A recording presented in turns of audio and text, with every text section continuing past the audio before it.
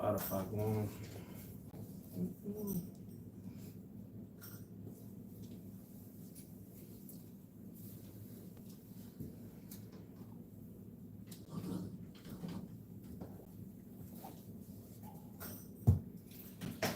What's up, everybody? YouTube Live. It's your boy Seth Siyon, King Seth Siyon. Outside the box with Seth Siyon.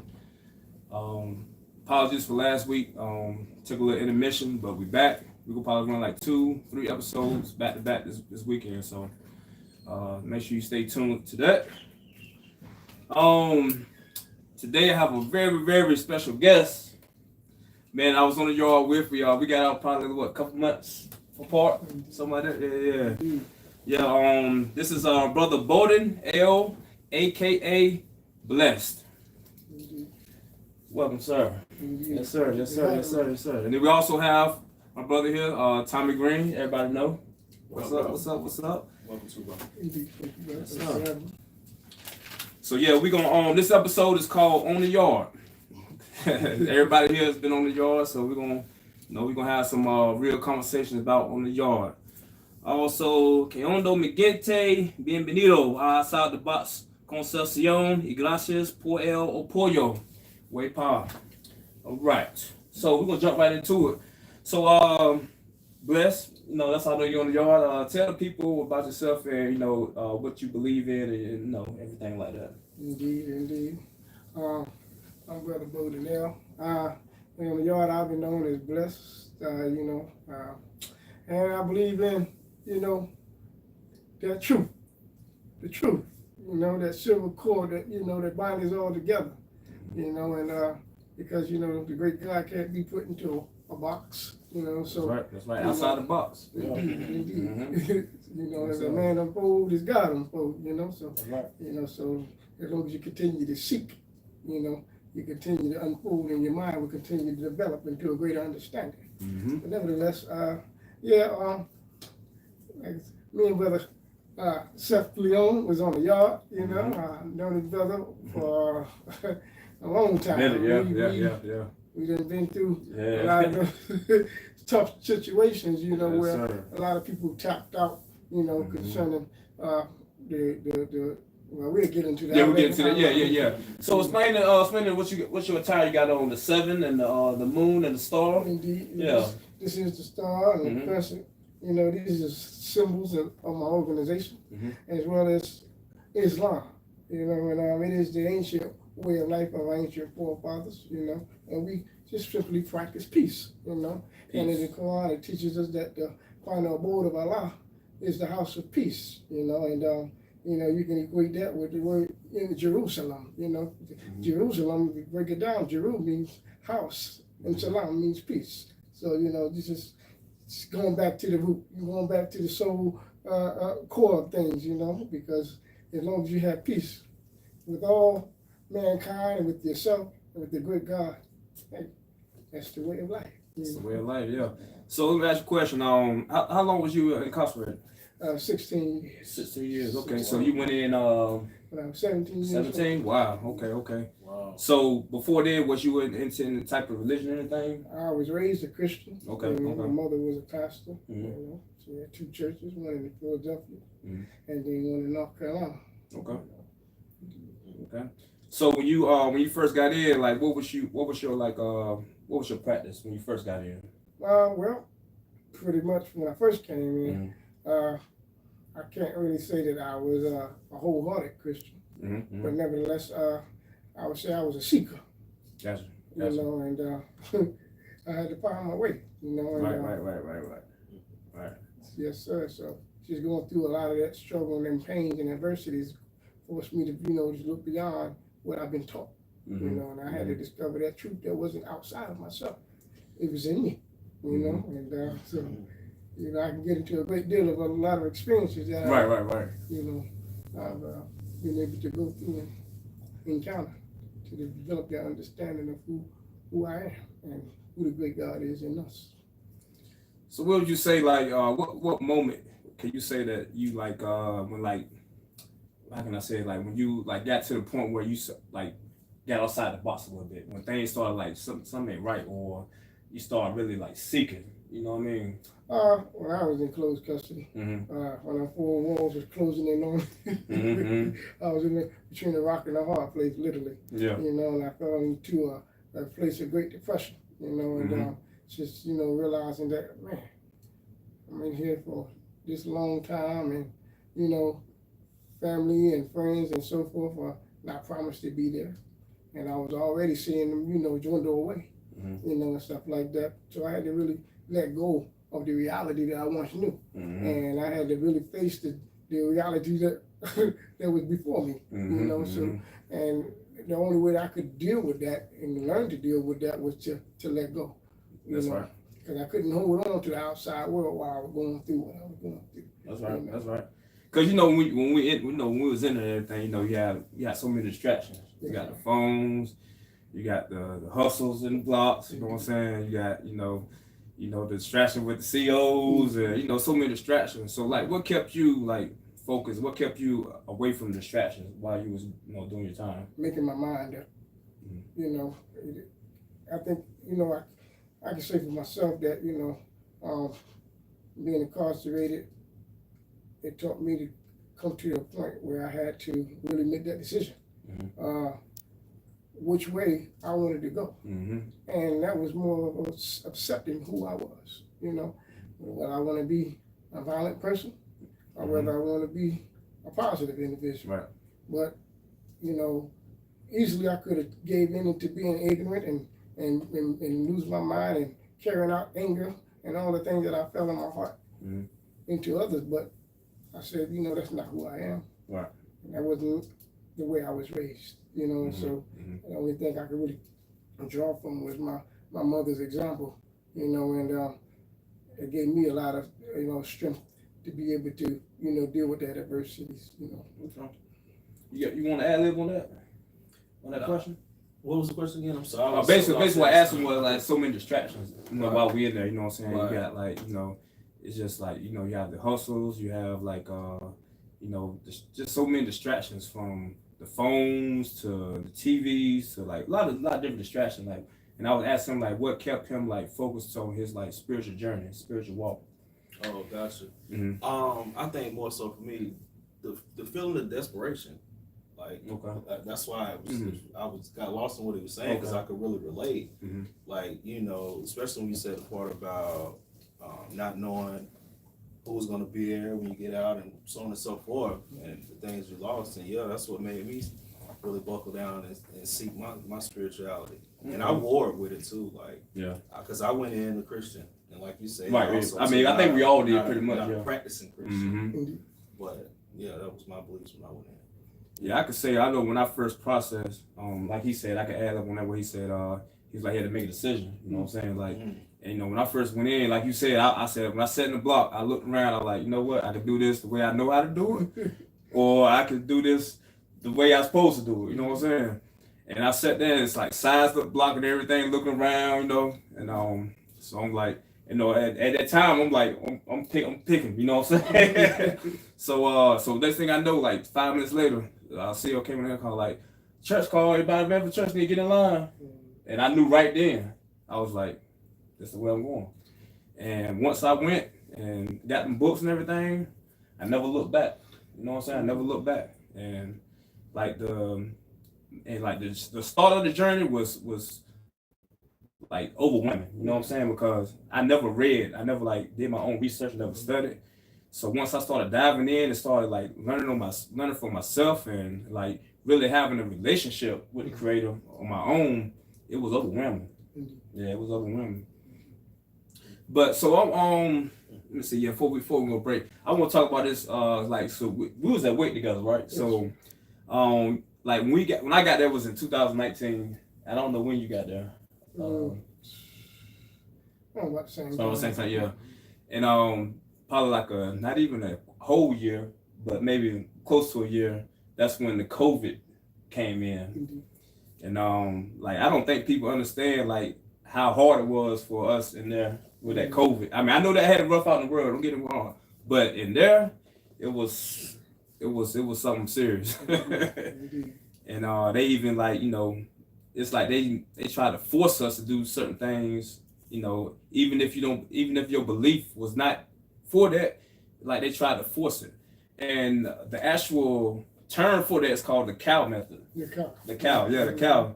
And it's basically to intimidate and to manipulate, you know, saying you to do something for their own purposes. You know what I'm saying?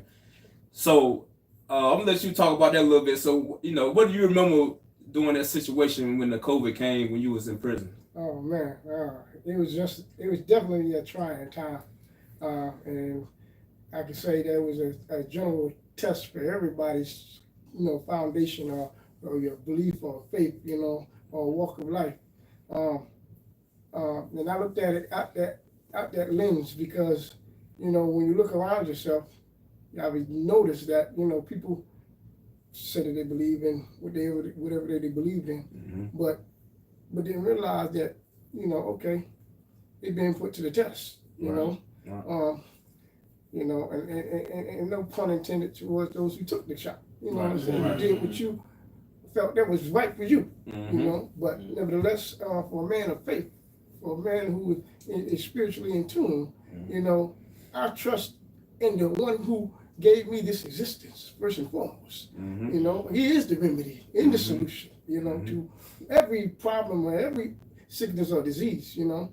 And, you know, whatever this pandemic or this pandemonium or this, you know, situation stuck around. Whatever they want to call it. Whatever they want to call it, You know, I can only just remember that, you know, it was the great God who brought me through, you know, all of my sicknesses and all those, you know, situations that I had already endured and brought me out of. So, you know, and when they started, you know, definitely when they started, you know, coming up with all these gimmicks and stuff like giving you X amount of money and man, hold on, before you hold on one second. So we got talk about this one. So you remember the CEO that came in at that time, right? It's like, y'all about to get this shot. They're giving away soup, chip, and a drink. I was like, a soup, chip? Yeah, man. He said, yeah, y'all get a soup, chip, and a drink. I'm like, a soup, chip, and a drink? He said, man, get the hell out of here, man. No, hold on. Yeah, for real, man. Like, he was serious. He was serious, this was the deal that the camp was giving people. Yeah. A soup, a chip, and a drink. That's right. Wow. That was their mechanism to, like, try to get you to take the shot. Oh, my God. And I mean, hey, we lie. Some people went for it because some people didn't get money. You know what I'm saying? So they went for it, and that's another thing I want. $15 canteen bag offering. Right, it started going up a little bit every. Yeah. Wow. Yeah. That is crazy. So I'll go even deeper. So when they first started offering the shots, they were like, okay, the people that take the shot, they're gonna be able to like do things, work, and you know, be on the yard. They said people that don't, we're gonna put them in a separate dorm. That's what they're gonna be at. Yeah. So when we first started out, we had a dorm full, like 6-4 people. Everybody like, I ain't taking that shot. Fuck them, I ain't taking that. No. So we packed it in there. The first, like I say, a couple weeks later, start seeing some bumps open. I'm like, hold on, man. You just told me you gonna go take the shot. You don't care what nobody say. They start coming to them. Oh, we got a job. Look, this how they do it. We got a job opening. If anybody want a job, but you gotta take the shot. Yeah, like they just come. They had similar techniques. They come in there like every week, and they're trying to swindle something in there. You know what I'm saying? So it went from like a dorm full, and I say probably maybe 2-3 months. It was only like 8, 9 people. Wow. Yeah. But you know what? That really that helped us out because like we had a whole dorm to ourselves. Like we sleep with one person here, one person over there, one person. You know what I'm saying? Yeah. Like and on top of that, we had a yard to ourselves, like weight pile. Yeah, you know what I'm saying? So like they sit there looking at us out the window. You know what I'm saying? Because they used to like basically put us down like. Look at them, they ain't take a shot. You know what I'm saying? Yeah. So yeah, I just go a little deep in that. Real quick though, how long was y'all in there? How long did y'all stay with that? Shoot, the whole time till we shipped. Yeah, because the camp actually they had some illegal stuff going on at the camp, embezzlement. So they ended up shutting down. But we was there like that probably for like 5-6 months. Yeah, about 5-6 months. That's when we had it made. we had it made. That's something else that was on the low. Hold on, embezzlement. You smart weight. Yeah, weight. Yeah. They kept that real quiet. Oh yeah, you're not gonna hear none of that. So yeah, that's what happened. Yeah. Secrets told, and this is about the truth outside the box. So yeah, put it out there. Yeah, the truth out there. Yeah, because they was doing some dirty stuff. I don't want to get too deep into it, but I was the rec clerk. So when I was the rec clerk, they was telling me we need to do some stuff. We got the money for blah blah blah blah blah. So she like write down everything you need blah blah. So. I'm talking to everybody on the yard, like, what y'all need, you know what I'm saying? What y'all want me to put something down, blah, blah. So I'm writing stuff down, probably like 2 or 3 weeks. So I presented to the lady that was over, whatever. And she was like, yeah, we're gonna have to wait on that. And I don't think she was supposed to tell me this. I think she kind of slipped when she told me. She was like, yeah, the money that I thought we had, it's gone, and I don't know. And then she stopped herself. I was like, oh, okay. Oh, okay. And I ain't gonna put her name out there, but yeah, that's they had some shady stuff going. Wow. So on that note, we're gonna go on the intermission and we shall return. This is me, Big Country Man, by the way.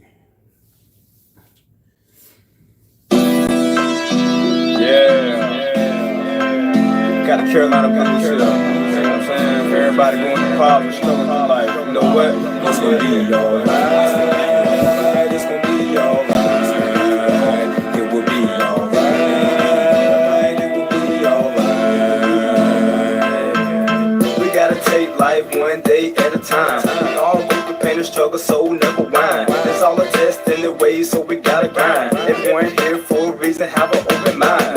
Never give up on yourself when you're feeling down. On your heart like trauma, follow road signs. Why we're stressed about things we can't change? Accept it and deal with it, try to maintain. Don't let the devil take control and mess with your brain. It's funny when we do bad, then we feel sad. When we get punished, thinking why I did that. We there when we make our bed, can you feel that? No one perfect, we all make mistakes in life. It's all up to us to change and make it back right. Just gotta stay focused when the roads get tight. Just believe in God, everything's gonna be alright. It's gonna be alright. It will be alright. It will be alright. It's gonna be alright. It's gonna be alright. It will be alright. It will be alright. Listen to family friends, the one that really care for you. Not ones that smile your face and talk about you. The ones that close to you, the ones that really hurt you. A lot of life lessons learned to truly value. We get tested different ways, you gotta stay strong. Know how to overcome obstacles and stand tall. Some get high through bad times and drink alcohol. A lot of ways to deal with problems, I'm telling y'all. Just gotta find what works best for you. We make our own rules, best believe and trust. Slow down when you think, don't rush. Think it out good, tell the devil to hush. This is North Carolina feel good music. Whatever you do to get one with yourself, play this track, get it groove in no light. And just remember, everything will be alright. It's gonna be alright.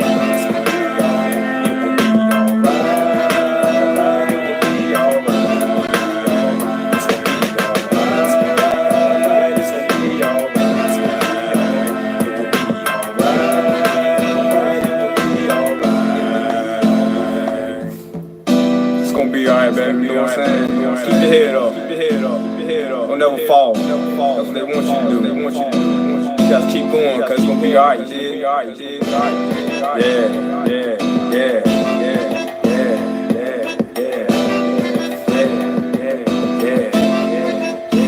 gonna be alright. We back, y'all.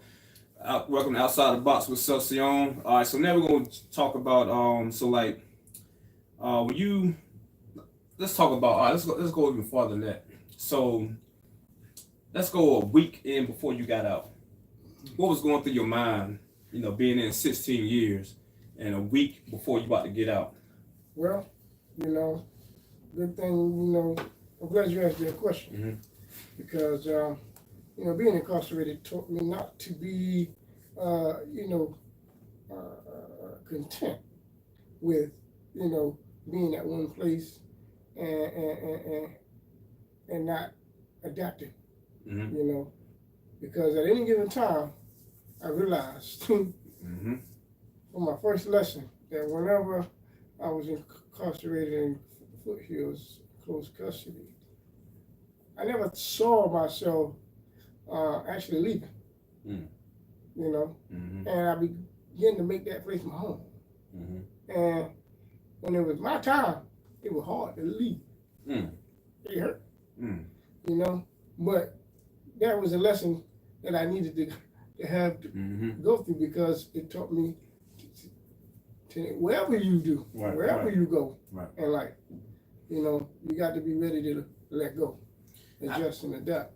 You know what? Like you just triggered something with me too, because I remember like you said, like when you get there, when you first get there and everything, and you get in your dorm, start meeting people, you get comfortable, and then like you said, in a given moment, you can get moved. You know, you have to go to another block, you get moved to another camp or whatever. That's right. And that first, like you said, that first time, it do kind of like, damn, why I got to move? I'm good, I'm comfortable. But that's a life lesson, because that's good, because like you can never be content in life. Like change, don't allow change to predict your emotions and circumstances. Like you need to like learn how to fit in wherever you go. You know what I'm saying? Like learn how to go with the flow and learn how to overcome the obstacle, and don't let the obstacle overcome you.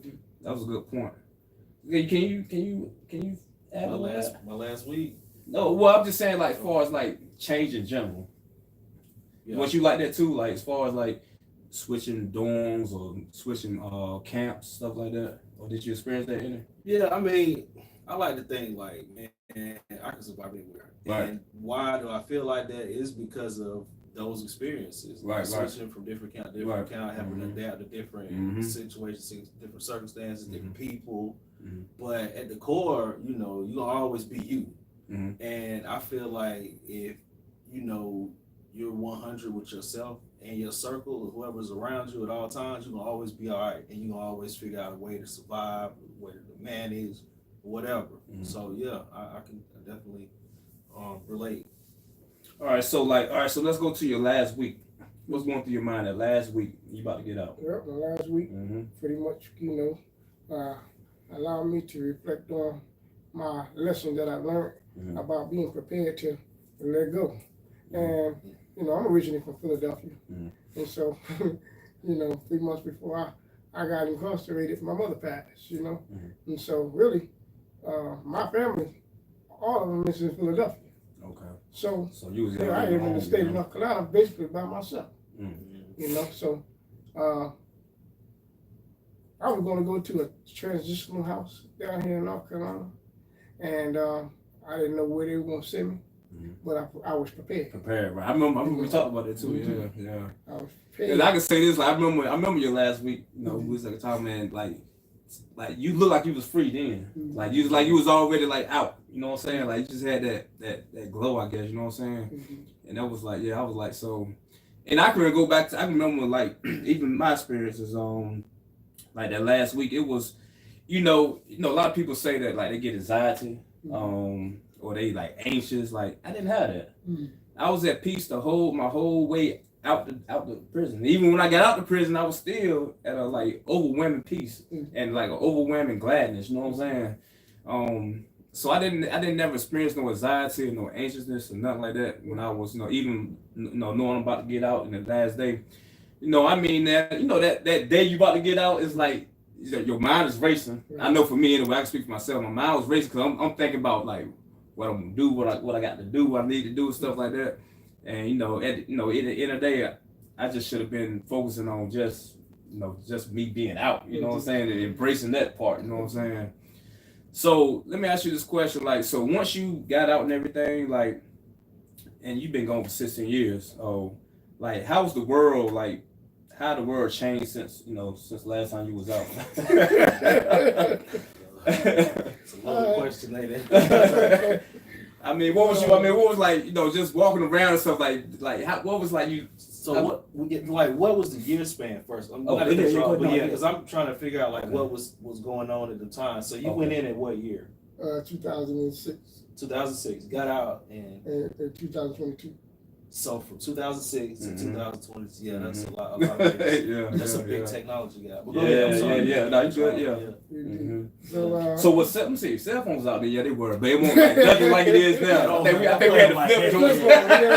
In 06. No, everybody had the chirp. Everybody had the chirp. Yeah. They had the boost chirp. Yeah, boost chirp. Yeah. So we telling our age now. No touchscreen. No touchscreen. No touchscreen. Oh man. Right. Okay. Because I went in 03. I did 12 years. Okay. Yeah, and I went in 03. So 3 years. You did a stretch too. Yeah. Enough. Yes, Right. So we went in around the same thing. 3 years ain't no big gap.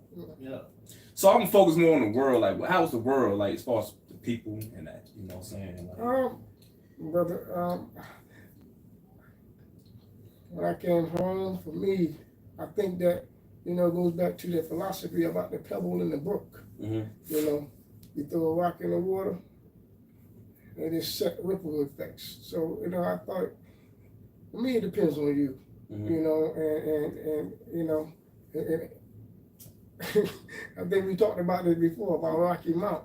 Yeah. I remember that. Yeah. It was a split between Rocky Mount and Durham. That's right. Yeah. I remember that. Yeah. That's right. Yeah. Sure enough, I was placed in Rocky Mount, and here I am, in Durham. established in Durham. Yeah, man. It's a wild thing to look at when you think about it. Yeah. But it's. I think wherever you go, it depends on you. You know what I'm saying? Because you got to set the tone. You know what I'm saying? You got to begin to start making a melody that, hasn't been, set before you got there. Right. Because people around you is really going to start to react to continue according to how you are. You know what I'm saying? If there's anything different or anything, that's going on that they ain't used to. You know what I'm saying? So for me, it's been pretty much the same,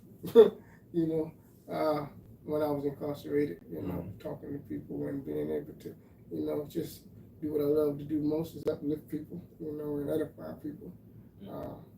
And that's one thing I say too, like with me and him, we was in there, like that's one thing I know he's saying, like we definitely did our share of edifying and helping people, talking to people,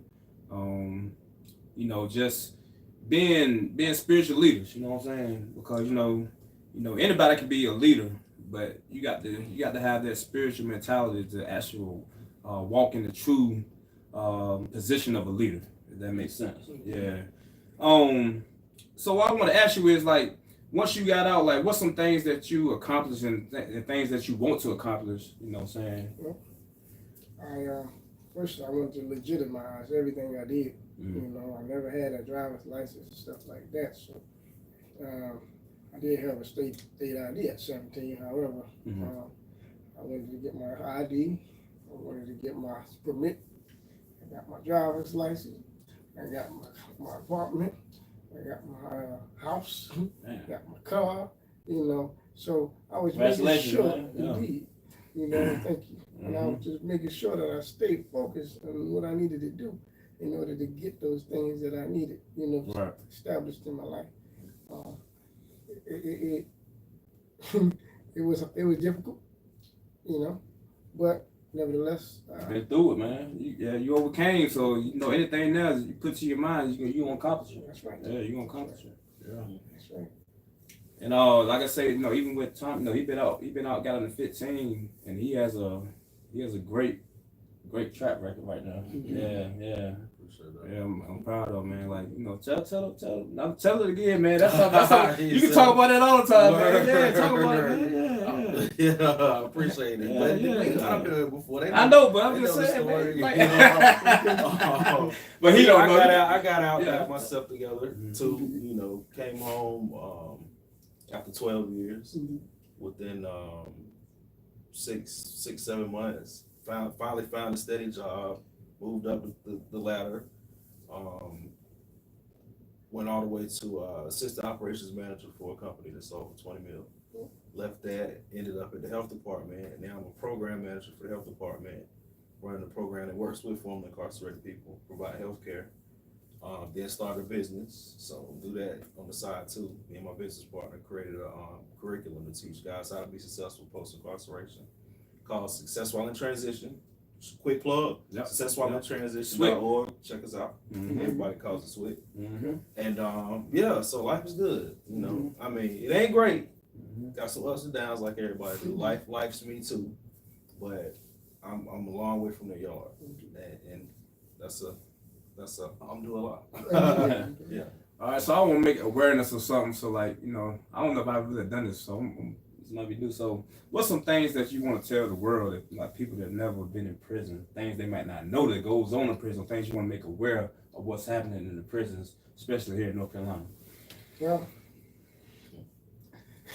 putting y'all on blast. With the meeting mug. With the meeting mug, yeah. Because, you know, and I say that I'm doing this because, you know, a lot of times, you know, especially when we was in there, we always felt helpless sometimes, wishing that somebody would, like, say something or put something out, you know, that's going on. Because when you're in there, you can't do nothing. You can call your people all day long, but at the end of the day, they're going to get up and run around, and, you know, it ain't but so much they can do. You know what I'm saying? Well, I won't say anything, you know. For those who haven't been incarcerated, try to understand that, you know, everybody in life make mistakes. People get put in situations that, you know, they ain't have no control of. Some people at the wrong place at the wrong time. Some people set up. Many different reasons people can wind up behind bars. Even those that you feel like that ain't getting in no trouble. What I mean by that, the ones in them uniforms. You know, don't let that fool you. Because if you knew like we knew. Yeah. You know, I ain't gonna say too much. Right, yeah. That's good. Nevertheless, but just don't be naive. That's all I'm saying. Just because someone goes to prison doesn't make them guilty. You know, everybody got to go through their trial, their path in life. You know, well, there's some people leads them through incarceration, some leads them to the hospital, you know, some leads them through different circumstances. So try to, you know, put yourself in the other person's shoes sometimes, instead of passing judgment. Pass love, you know, and because it could be you, you know. Easily. And just try to be understanding. You know, we all striving to make ourselves, you know, amendable. You know, we're trying to perfect ourselves through whatever it is that we want to. You know, we all trying to figure this thing called life out. You know, so just got to be patient with one another, and most of all with ourselves. You know, because we all don't know all the answers. But we're going to keep on striving until we continue to understand everything that's going on in our lives, you know, so that we can pass on that wisdom to each other. Powerful words, man. I can ad-lib with you. I can just go to Matthew 22:14. Men are called, but few are chosen. And I say that few is the prisoners, you know what I'm saying? Because I feel that anybody can go to prison. And, you know, at the end of the day, we pretty much, everybody's done something that they could have went to prison for, but they didn't get caught. That's the only difference. They didn't get caught. And that's why I say that, you know, men are called, few are chosen, because once you get in there, you really have to know yourself. You have to love yourself. You have to love others. You have to, like, discipline yourself. Like, it's basically, and I always, you know the paper I used to share, spiritual camp. It's spiritual camp. Like, I never looked at it as prison, because I feel like the world is prison. You know what I'm saying? But when you in there, you're dealing with yourself. You have no family. The only people, you know, you call friends are your bunkmates or whatever. You know what I'm saying? So like he was saying, like, you know, society puts a label on prisoners, especially when they get out, it's hard for them. They have a felony on their record. It's hard to get jobs. People, first thing they know, you get out of prison, they looking at you like, but no, I mean, if anything, I can't speak for everybody, but most people, I can say for us anyway, have reformed, and we're better people, and we're just trying to put out who we really are, who we really were from the begin with, but we had to go through our spiritual camp. That was it. That was the only difference. You got anything to add up on it? Actually, man, y'all kind of summed that up. Okay. Yeah, for sure. Y'all tough acts to follow, man. All right, I'll take one more intermission, and then we're gonna close up with any more closing remarks. Yeah, that was a good one, man.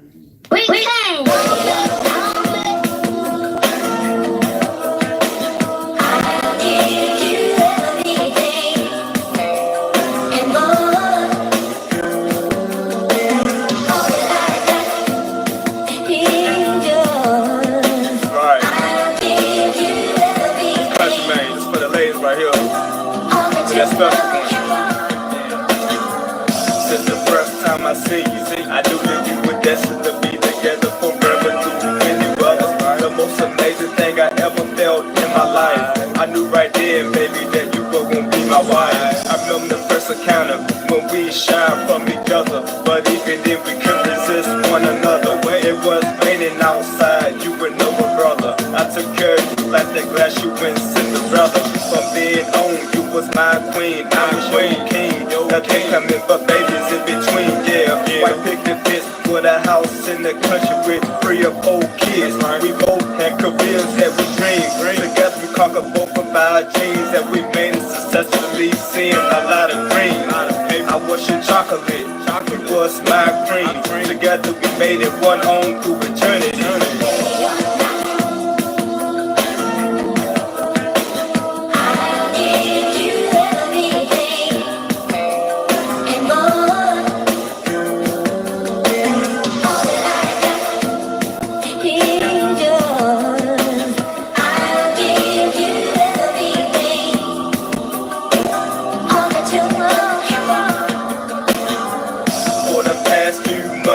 I've been so happy, being with my family and my pappy.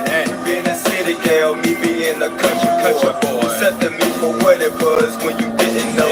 I couldn't change who I was, so I was comfortable showing you big country squirrel, fishing and hunting squirrels. Horseback riding through the sunset, digging with a counterfeit, hugging, kissing, holding hands to the sunset.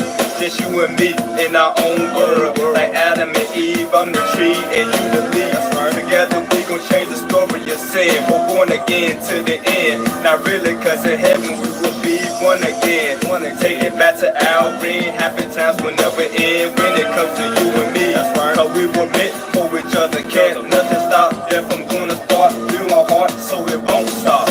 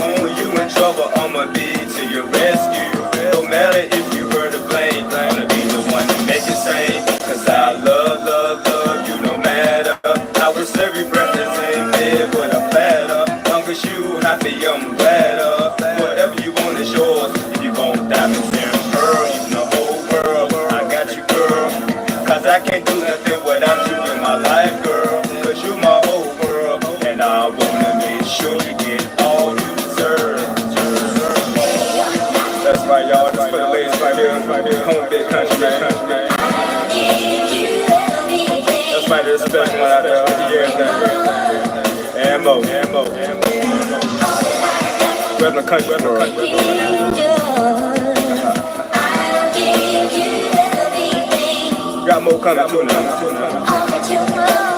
GSP, man, thank you for coming in.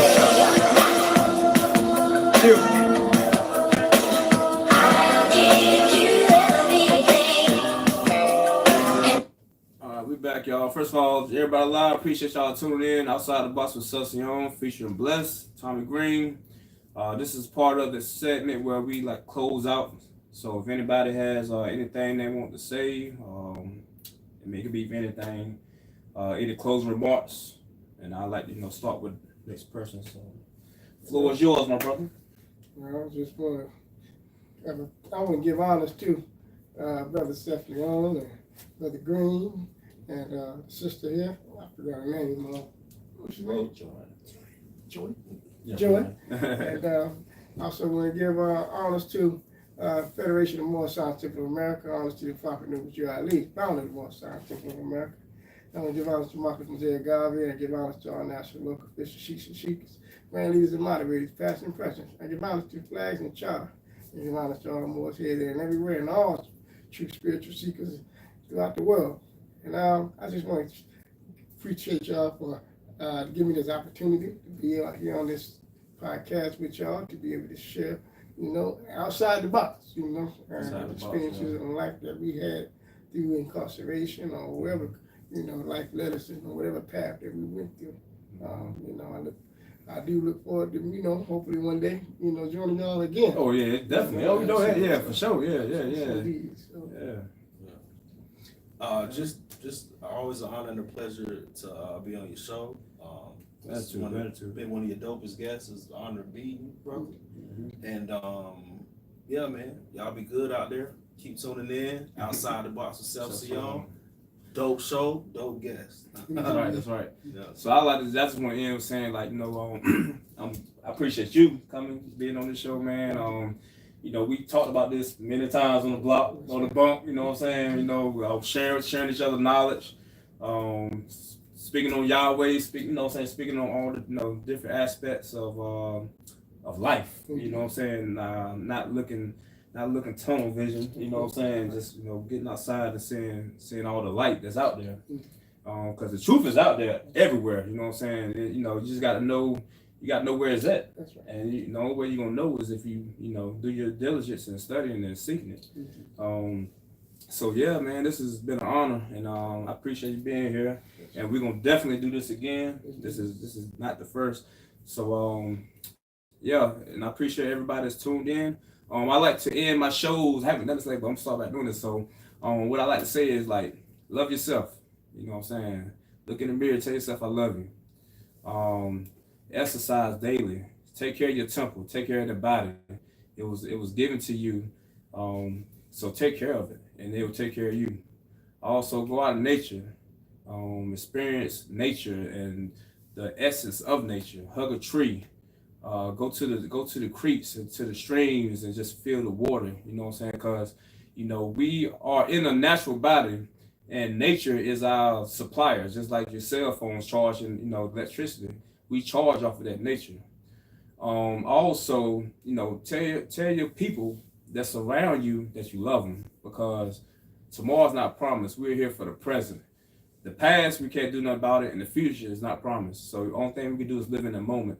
Don't try to go back, and don't try to go forward. Just live in the moment, and just go with the flow of life. You know what I'm saying? Don't try to exert yourself and do too much that you can't do, because you want to do it, the self wants to do it. You guys just have to go with what's put forth for you at the moment. Handle the task that's in front of you right now. Don't try to look forward to go backwards. And that's pretty much. I think that's pretty much it. Yeah. So again, love and peace. Make sure you check out the episode. I'm gonna have 2 more episodes this week, tomorrow and Sunday. So make sure you stay tuned. They will be live. Got some dope guests again. But this has been a great episode. I appreciate y'all. Peace and love. Peace.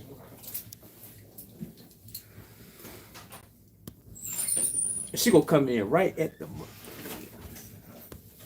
perfect timing. Perfect timing. I'm not.